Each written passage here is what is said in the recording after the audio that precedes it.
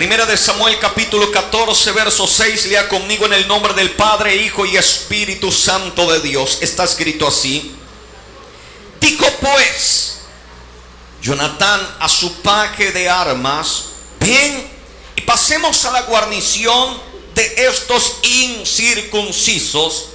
Quizás haga algo Jehová por nosotros, pues no es difícil para Jehová salvar con muchos o con pocos.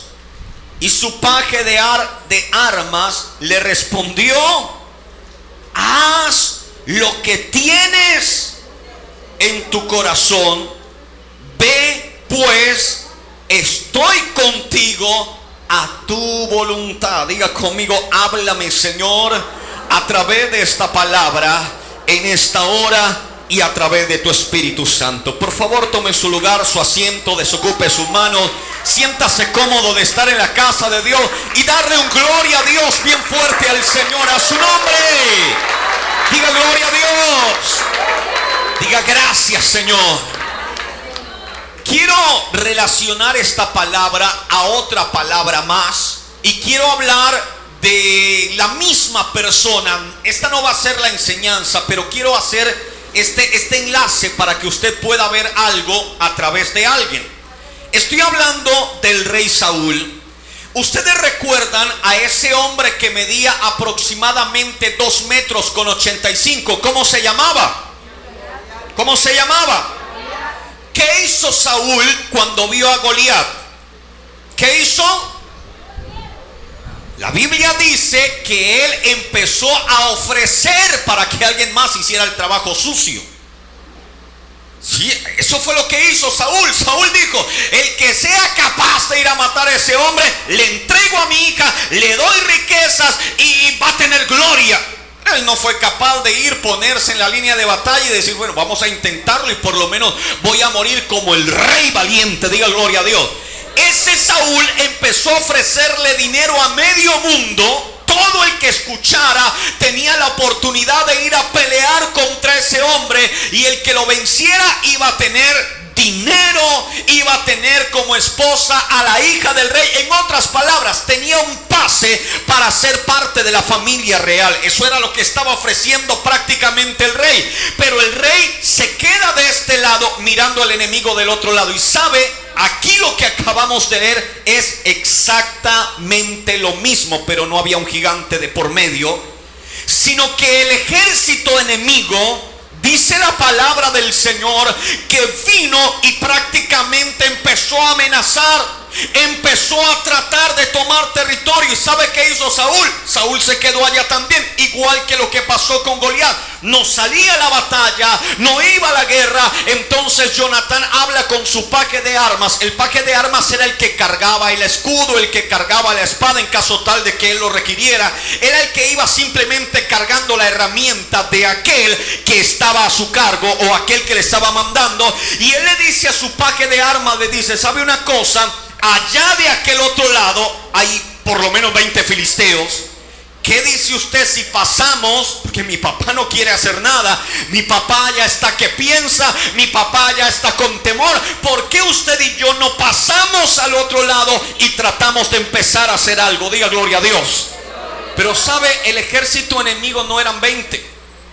El ejército enemigo no eran 100, ni siquiera eran 1000. Esos 20 que ellos tenían al frente no eran nada a comparación del verdadero ejército que estaba listo para venir a tomar territorio. ¿Sabe qué hizo este hombre? Pasó el territorio, dice la Biblia, llegó hasta donde estaban los filisteos, saca la espada y empieza a atravesar a los enemigos. Y el paje de armas, el que cargaba el escudo, venía más atrás simplemente rematando para que no quedara ninguno vivo, y acabaron con 20. Pero esos 20 frente al gran ejército que había no era absolutamente nada. Diga gloria a Dios. Pero aquí es donde yo quiero que nosotros podamos analizar algo para nuestra fe. ¿Sabe?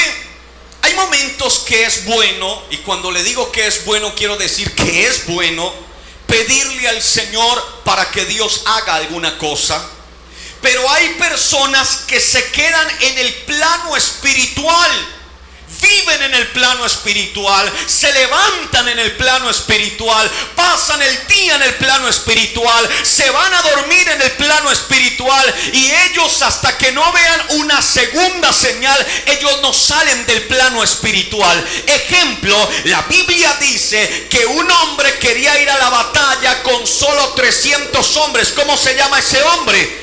Y la Biblia dice que ese hombre agarró y empezó a pedirle señales a Dios.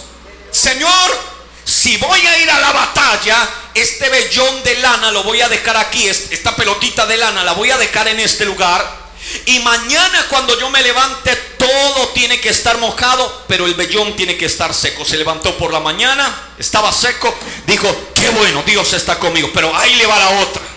Ahora, Señor, cambiemos los papeles. Yo voy a dejar este vellón de lana ahí, y ahora quiero que ese vellón esté mojado y todo esté seco. 2 días ya. Se levanta, agarra el vellón, lo escurre, totalmente mojado y la tierra seca. Le empieza a pedir al Señor. Es más, le dice: Señor, yo quiero otra señal. Era el hombre de las señales, porque hay gente dentro de la iglesia así.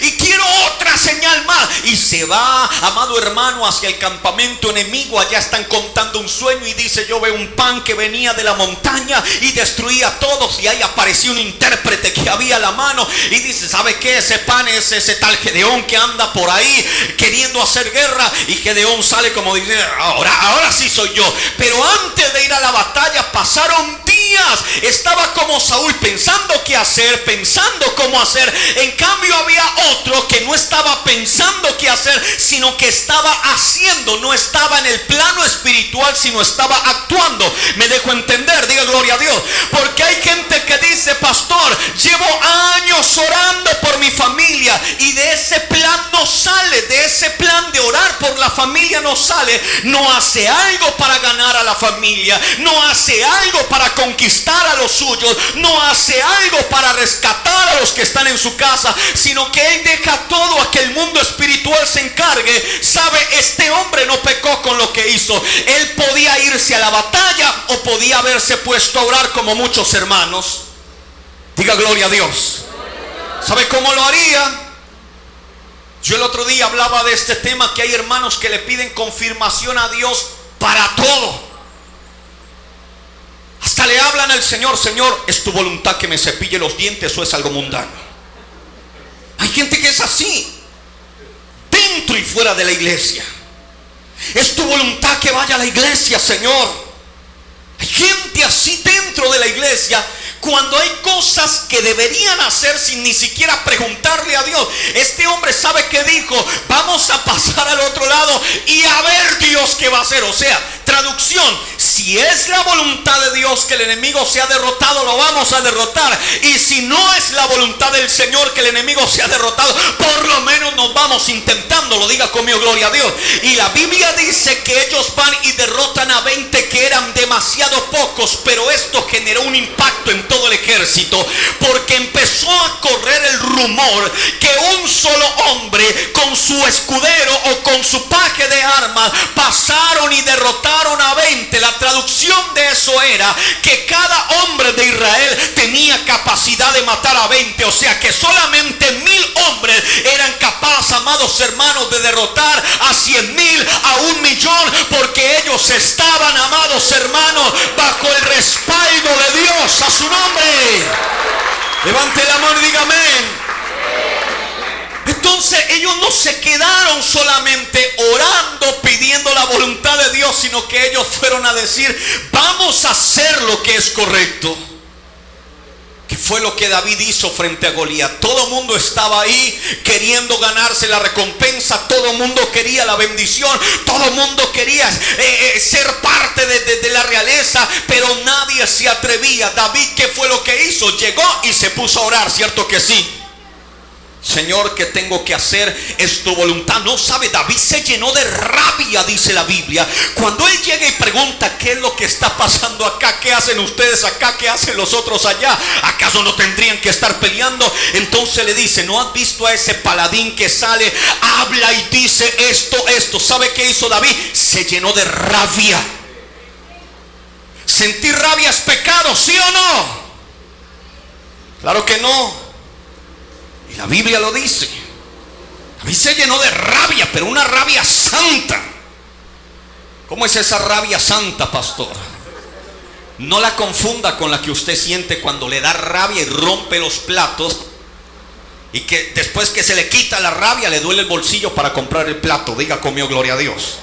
No es esa rabia, esa ira, por ejemplo, que sintió Jesús. La Biblia dice que llegó a la casa. La Biblia dice que la casa la habían convertido, como muchos quieren convertir la iglesia, en otra cosa que no era culto. Y el Señor empezó a volcar mesa. El Señor empezó a acabar con el comercio que estaba en ese lugar. La Biblia dice que hizo azote de cuerdas, una acción de violencia, pero no le pegó ni a los vendedores, no le pegó ni a los que estaban pasando. No. La Biblia dice que lo que hizo fue desmontar lo que habían montado dentro de la casa del Señor. ¿Qué sintió el Señor? Ira por las cosas santas. ¿Qué sintió David? Ira porque estaban, amados hermanos, injuriando al pueblo de Dios, y no había uno solo que se levantara y dijera: voy a defender el pueblo de Dios, voy a levantarme para proteger al pueblo de Dios. David sintió esa ira. Dios conmigo, gloria a Dios.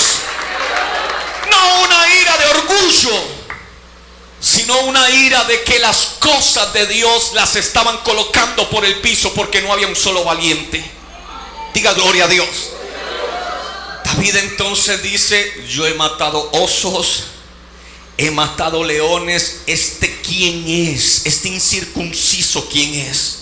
Para que venga y trate de menguar la fe, trate de destruir al pueblo de Dios. Ahí la Biblia dice que se levantó porque él tuvo una revelación, y la revelación fue: llévate 5 piedras. ¿Sí o no? ¿Dónde está esa revelación? Ahí la agarró y dijo: 5 piedras me llevo. Las echó en su bolsa pastoril, agarró su onda también, se va a la batalla, agarra también su zurrón o su palito, como le quiera llamar, y dice: me voy a la batalla. Cuando el gigante, dice la Biblia, se pone en orden de batalla, él se apresura a llegar a la línea, tomar la piedra, sacar la onda, y como la Biblia dice, él derriba al gigante. ¿Sabe? Esto hubiera Dios hecho a través de cualquiera. Esto lo hubiera Dios hecho a través de cualquier otra persona que quisiera salir en defensa hacia las cosas del Señor. Dios le hubiera respaldado. ¿Sabe por qué no respaldó a nadie? Porque ninguno había tenido el valor que tiene David. Muchos prefieren quedarse detrás de la línea de batalla orando, clamando al Señor. Otros se levantan y empiezan a actuar en favor de la voluntad de Dios. Dios, gloria a Dios. Hay algunos que oran: Señor, cámbiame. Eso es estar en el plano espiritual. ¿Y sabe cuánto tiempo le llevan orando a Dios por un cambio? 1 año. Pero Él hace algo para cambiar. No. O sea, Él está aquí solamente orando: yo sé que tienes poder para cambiarme. ¿Por qué no sales de ese yo sé y te pasas al otro lado y dices: vamos a intentarlo a ver cómo nos va? Pero es que me va a doler. Lo intentaste. Es que no puedo. Lo intentaste. Es que es difícil, pastor. Lo intentaste. Hay gente que está en esta parte y de ahí no se quiere mover. Está simplemente conversando con uno, conversando con otro, orando al Señor y diciendo: mira cuántos enemigos, mira cuánta gente mala, mira cuánto. No, este dijo: no nos podemos quedar acá. Que mi papá hable lo que quiera, que mi papá busque el ejército que quiera. Usted y yo vamos a pasar del otro lado. El Señor, a través de su palabra, dice: muéstrame tu fe a través de más bien muéstrame tu fe por tus obras, porque no había nada. Y dice: yo te voy a mostrar que tengo fe. ¿Por qué te la voy a mostrar? Porque he hecho algo, he hecho obra. Dios quiere un pueblo que tenga obra, no solamente que diga: tú eres Señor, tú eres Dios, tú eres todopoderoso, sino que diga: esto lo haré por mi Señor. Dar el primer paso, el segundo, el tercero, los que necesite, para demostrar que amas a Dios. Diga gloria a Dios. Yo por lo menos conocí a un hermano que él no quería dejar para nada su negocio, y él era el dueño de su propio negocio. O sea, él no le tenía que rendir cuenta a nadie. Y él Hermano, ¿por qué no viene? Pastor, es que mi negocio, pero no tiene trabajadores. Sí, pastor, tengo 8 trabajadores. Entonces, pero pastor, es que si uno no está ahí, las cosas no funcionan.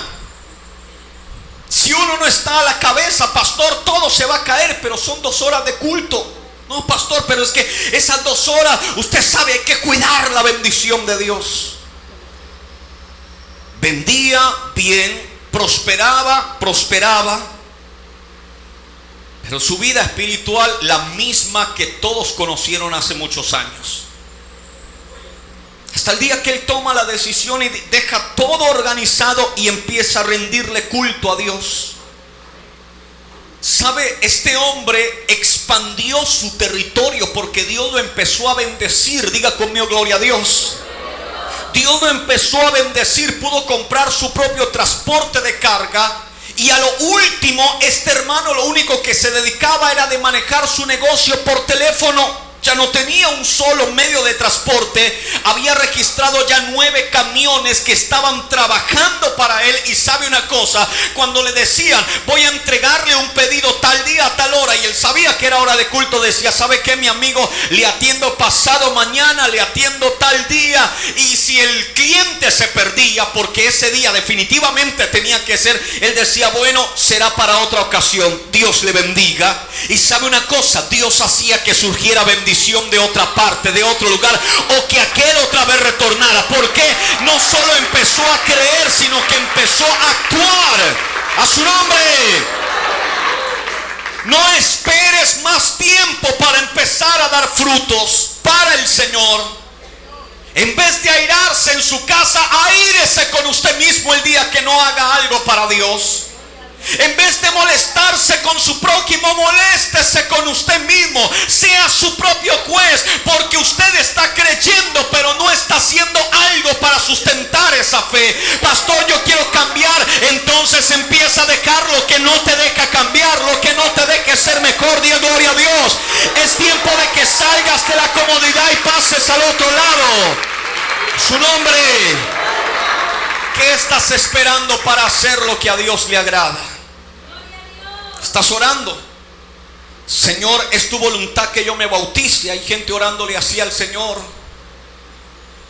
Es tiempo de salir de esa etapa de comodidad. Diga gloria a Dios. ¿Sabes por qué? Porque tú no vas a saber qué tiene Dios contigo hasta el momento que lo intentes.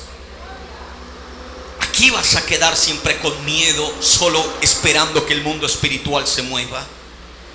Pero cuando lo intentes hacer algo para Dios, porque este hombre no dijo, voy a derrotar al enemigo porque me levanté enojado con la humanidad. No. Ellos estaban queriendo destruir al pueblo de Dios. Y él dijo, algo yo tengo que hacer. Dios te dice en esta mañana que el enemigo quiere destruir incluso familias. El enemigo quiere destruir incluso tu propia vida. Y hay gente que está únicamente en el plano espiritual y no están haciendo nada por sí, no están haciendo nada por ellos. El Señor dice en esta mañana, levántate también. El enemigo está delante. Levántate para batallar por tu vida. Levántate para batallar por tu propio ser. El Señor te quiere salvar, pero te quiere que hagas algo. Diga gloria a Dios. Póngase de pie, por favor, en nombre de Jesús.